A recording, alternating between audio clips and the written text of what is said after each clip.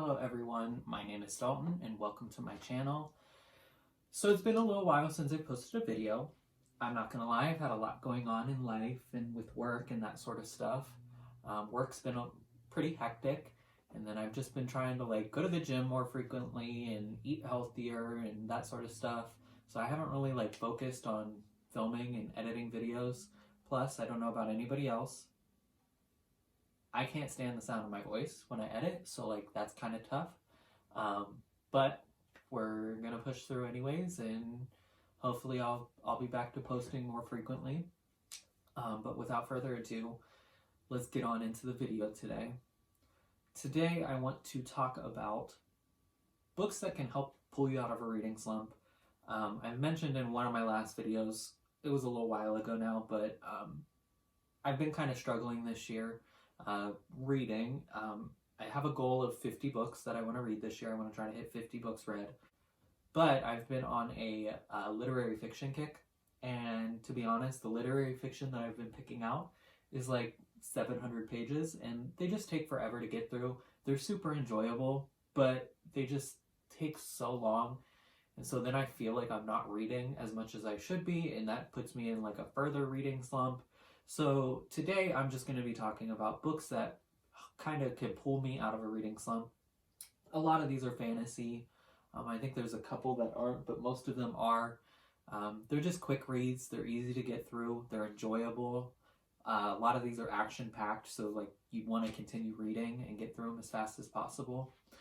But yeah, without further ado, here are some of my favorite books that could help get you out of a reading slump. The first book that I think I have to mention is The Final Empire, or the first book in the Mistborn trilogy by Brandon Sanderson. If you haven't heard of this book, you're living under a rock. If you haven't read it, read it. It's great. It's basically a heist story in this fictional or fantastical world where ash falls from the sky. The coolest thing about this book is the magic system. If you don't know what it is, basically there's people called Mistborns who can swallow or ingest certain metals, and then they burn those metals, and it gives them different powers. They can push metal objects away from them, pull them back to them, depending on the different type of thing. It's just super cool, super action-packed. They're thick. It's a trilogy, and they're all kind of thick, but honestly, they don't feel like they last that long. I think I read it in 3 or 4 days the first time I read it, but they're super great. That's the first book. The next book that I want to talk about is The Power by Naomi Alderman, and this is a very hit and miss book for some people. I loved it, but I had my significant other try to read this, and they couldn't even get through it. They just said they hated the writing, which I actually kind of enjoyed. But basically, it's like a dystopian novel where women basically get this thing, I believe it's pronounced a skein, and it gives them kind of electrical powers. They can control electricity and generate electricity and that sort of stuff. So we kind of just follow a different group of women, or a couple different women, as they use their powers and how it affects society as a whole now that women have this edge over men, and it's super interesting, I thought. Not as action-packed as some other books on this list, but there still is a lot going on here. I thoroughly enjoyed it, and I think more people should read it. I think I gave this a 4 out of 5 stars. I really liked it, so it pulled me out of a reading slump when I was in college. I read this over spring break. I think it took me 2 days. So, yeah. The next book that I want to talk about is A Darker Shade of Magic by V.E. Schwab. Honestly, I think most of V.E. Schwab's novels can kind of pull you out of a reading slump. She has super short chapters. Most chapters are only 2 or 3 pages long. So you feel like you're reading it very quickly, and I don't know about anybody else, but for me, just feeling like I'm reading something fast kind of pulls me out of a slump. It makes me feel like I'm reading more, even though I'm probably not. But if you don't know what this book's about, it's set in a universe where there are multiple different Londons. So there's a black London, a gray London, a white London, and a red London. And there's these people called Antari who can travel to and from the different versions of London. It's super interesting. All of V.E. Schwab's novels, I think, could be used in this video. Her villain series is super good because it's action-packed, and that follows basically anti-heroes or super villains and how they get their powers after they die and come back to life. And that one's super interesting, but I think all of her novels, except for maybe The Invisible Life of Addie LaRue, would probably be a great book to pull you out of a reading slump. The next book that I want to talk about is Kindred by Octavia E. Butler. And before you judge this book based on the cover, this is such a great novel. It follows Donna as she is living her life, I believe, in 1976. She is a middle-aged Black woman who one day gets pulled back in time to the early 1800s. So she is then forced to deal with slavery and a different power struggle than she's already used to. I mean, she's used to racism in her current life in 1976, but being forced into slavery, it's just the way Octavia Butler writes some of the scenes and the emotions and everything that's going on in this book is so well done. It's so action-packed. It's so heartbreaking because of the stuff that's going on in this book. But it's so good. I think this book is so excellent. And the first line, let me try to find it. The first line starts with this: I lost an arm on my last trip home, my left arm. And that's where the novel begins. And it only goes and gets crazier from there. If this doesn't pull you out of a reading slump, I don't know what would, honestly. It's not super long either. It's only like 300 pages. It's not even 300 pages. It's only 200 some pages. So it's super quick to get through also. But yeah, this is a great book when you're in a reading slump. The next book that I want to talk about is My Dark Vanessa by Kate Elizabeth Russell. This is the best book that I've read this year. And if you don't know what it's about, so we follow Vanessa during two timelines. One in 2017 during the Me Too movement, as women are stepping forward after their experiences with rape and grooming and that sort of stuff, and her in like 2008 or something like that, when she's younger, as she is being groomed by one of her teachers at a private school.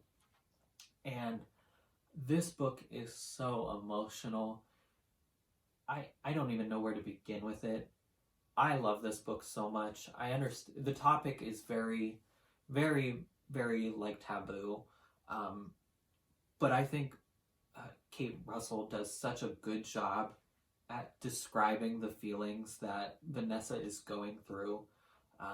Just setting up like the way her brain processes things as a young girl, and then the trauma that she has to try to wade through when she's an adult, trying to deal with these emotions that she's had as a child and that sort of stuff. It's just so well executed.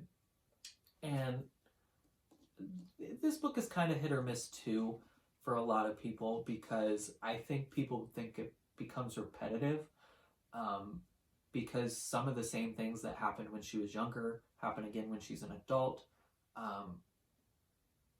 But all I'm going to say about that is I think that Russell is literally just trying to show Vanessa going through the same experiences that she did as a young girl, and try to wrap her head around these experiences as an adult, to try to make sense of what happened as a child. And it was just so well done. I loved it. Like I said, it's my favorite book that I read this year. To be honest, I don't think anything that I'm planning to read in the next couple weeks is going to top it. But I read this in like 2 days. I couldn't put it down. And when I had to, I was mad because all I wanted to do was spend time reading it. It was so good. Please pick it up. The next book that I want to talk about is The Rage of Dragons by Evan Winters. And I just finished reading this actually not too long ago. One great thing about this book is it's kind of the same as V.E. Schwab's novels. The chapters aren't super long. Most of them are only like 4 to 6 pages. So you feel like you're going through it pretty fast. But honestly, this book is just so action-packed that it's hard to put down because it's so action-packed and so much is going on at all times. But we follow a young man named Tao as his life kind of flips upside down. So he lives in a culture that has, or in a country that has been in a state of war with another group of people. I wouldn't say they're technically a country because we don't know a whole lot about them, but they've been in a state of war for like 200 years. And one day they attack his village. So he and his father and the men around him fight for survival, basically, and a lot goes on, and then something bad happens to him and his father, and it turns into a revenge story where we watch Tao as he becomes, or tries to become, the best swordsman ever. This book is great, number one, because of the action, but for a fantasy novel that has a war that's been constantly going on for years and years and years, nothing sounds that new or interesting just from that premise, at least not in my opinion, because I've read a whole bunch of books like that. But the cultures and the society that Winter explores are unlike anything that I've ever read, at least in fantasy. They're so unique and so cool. Just the different power structures between high royals and peasant people and that sort of stuff. It was just super interesting and intriguing in my opinion. There's also some really cool magic systems that I've never really thought of or read about before that I think Winters does a great job at describing and thoroughly fleshing out. But yeah, this is just such an action-packed novel that it's hard to put down. So I think it's a great book to pull you out of a reading slump. The next book I'm going to talk about is one of my favorite books of all time, and that is The Girl with the Dragon Tattoo by Stieg Larsson. I've talked about this book already on my channel. I think, well, number one, it's one of my favorite books of all time, so I obviously think it's amazing. But BookTube doesn't really talk about this novel a whole lot. Emily Fox just read it and loved it.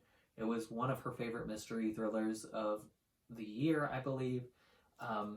But if you don't know, because you're living under a rock again, this is kind of like Mistborn. This is following a financial journalist as he's kind of exposed for libel. He tried to take down this huge billionaire, and he's just really down on his luck. So one day he gets a call from a millionaire CEO of a company that's it was huge in like the 60s, but like now in present day it's kind of dwindled a little bit, but this man is still super wealthy, and the man basically asks him to solve a mystery for him. And the mystery is he had a granddaughter who one day just disappeared. It's never been solved and that sort of stuff, so we kind of just follow the financial journalist as he delves into this mystery. And we also follow Elizabeth Salander as she's kind of pulled into the whole twist of everything. And she is such an interesting character. The writing is so great in here. And it is kind of a longer novel, but the way it's written, I think, reads very quickly. There are some slower parts where you're diving into this family's history of the CEO, or of the multimillionaire, and it gets a little convoluted because there's so many characters all over the place, but I don't think it's all that hard to follow, even though there are a whole lot of names thrown around and that sort of stuff. But if you haven't read it, just pick it up. It's so good. I guarantee you'll probably enjoy it. I seen the ending coming, but it's just so well done. I think I've read it 3 or 4 times now, and I would love to pick it up again because it's that good. The next book that I want to talk about today isn't a book that I particularly enjoyed, but that is Shadow and Bone by Leigh Bardugo. It's a YA book, so it reads super quickly. I think I read it in like a day and a half, and that was only because I didn't have time the one day to actually sit down and finish it. But it just really throws you into the Grishaverse, and really delves into a pretty unique magic system, at least in my opinion, and a unique world. But I found the book to be incredibly tropey. I think I wrote in my Goodreads review, had I read it 5 or 6 years ago, I probably would have loved it a lot. But just like where I'm at in my reading journey and my reading life now, I found it to be incredibly tropey.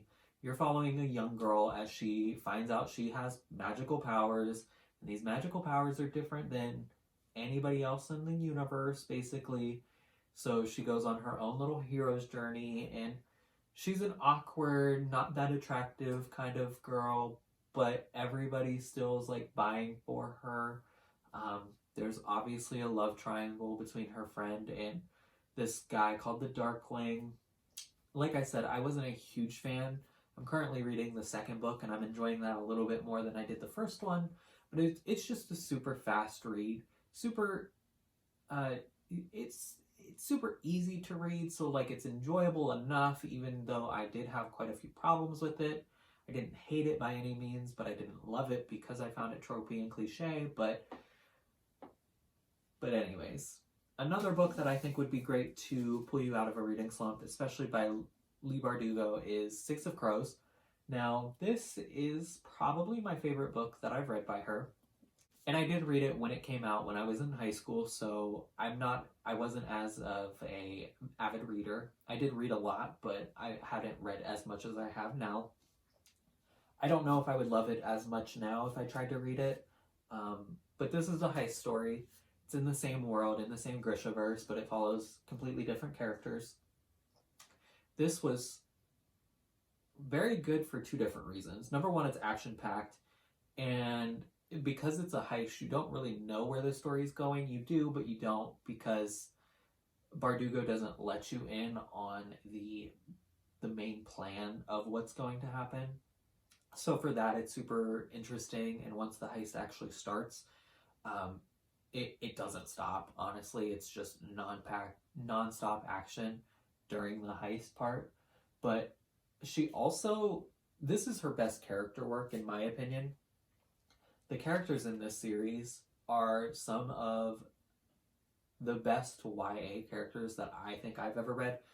And to be fair, they don't read as YA. Some of these characters are not children. And I understand they're like 18, so they're kind of sort of adults, but like my ass at 18 would not be doing half the stuff that these people were. And I understand that they're like living on the streets and they had to adapt and that sort of stuff, but like some of it's really not plausible. But if you suspend your disbelief, her character work in this book is fantastic. And I just had to mention it because I didn't love the other one and I did enjoy this one a lot more. But it's just so good.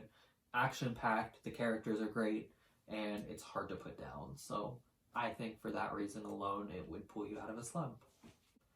The next books that I want to talk about are the Heartstopper graphic novels by Alice Osman, maybe? I don't remember who they're by, but I think that's who it is. And they're super quick reads. They follow two kind of sort of main characters, I guess. One who is openly gay and the other one who doesn't really know what he is. So they kind of fall for each other, and you just follow them as they experience feelings for each other and kind of start flirting and hanging out, and then start to develop deeper feelings and start dating and that sort of stuff. The later novels kind of delve into the second character who doesn't quite know what his sexuality is, and as he actually comes out and openly shares his love with the other character who is openly gay. And it's just so heartwarming. You can't not like it. unless you're homophobic, but that's besides the point. They're so adorable and cute. They're hard to put down. I mean, they're graphic novels. I think they're all like 380 pages or something around there, but like it takes like an hour to read them. They're so good. I liked all of them. I need to read the new one that just came out, and I'm so excited to do so. The next book I'm going to talk about is The Poppy War, but I didn't love the first two novels. I think I gave them like a 3-star, 3.25, 3.5. I know I gave the second one a 3 stars like flat because I really wasn't interested in it that much. But I recently finished the trilogy and read The Burning God, and it was my favorite book out of the trilogy. I think R.F. Kuang's writing was really the best, and it actually helped pull me out of a reading slump, so that's the only reason I'm mentioning it. I think R.F. Kuang's writing was fantastic in that novel. It was better than it had been in the past two novels, and it was okay. The first novel, I really didn't like the writing that much, but it was her first novel, so, and I think she wrote it when she was 19, so I'll give her some slack, I'll cut her some slack, but the plot I thought was the most interesting. I really enjoyed where she took the story from the previous novel. But I do think most people would enjoy The Poppy War and the whole trilogy, honestly. If you don't know, it's basically like a fantastical retelling of China's Opium Wars. So we follow a main character, Rin, who is a peasant, and she takes this test and passes this test to go study at this super elite military school called Guard. And there her whole world kind of opens up. She learns about the country's previous wars, the Poppy Wars, and she learns different military tactics. She learns a whole bunch of different stuff, including the idea of connecting with a god and using that god's connection with herself to bring out different powers. So it's super interesting. It's super graphic. This is not a series for the faint of heart. If you're squeamish about anything, there's probably a trigger warning on this book for it. There's super graphic scenes. There's sexual assault, rape. There's mutilation. There's so much that goes on in this series that's terrible. But I think R.F. Kuang does it in a way that really just like encaptures the devastation, the complete and total messiness of war in a fantastical way that's just so well done. Like I said, the last book actually helped pull me out of a reading slump, so that's the only reason I'm putting it on this list, even though I didn't like the first two novels, but I think a lot of people would like them.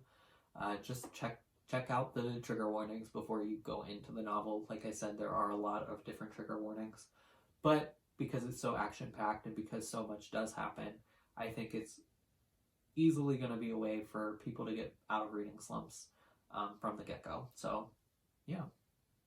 Alright guys, that's all the books that I want to talk about today.